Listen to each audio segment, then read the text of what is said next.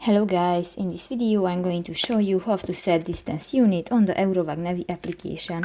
But first of all, I just want to mention, please don't forget to subscribe to our channel, because at 100,000 subscribers we are going to show you our YouTube revenue statistics and growth strategy, how to make money online. So let's jump into it. First of all, open the application on your device. Click to the profile icon at the upper right corner of the screen and click to the settings icon under the vehicle. Here you can find the fourth section, on the maps view and units, and here click to the second section, the units, and here you can find the first option, the distance unit, and you can select metric, imperial, or the follow the system preference, and just select one and click that and done. So that's pretty much it for this video, guys. See you in the next one. Bye bye.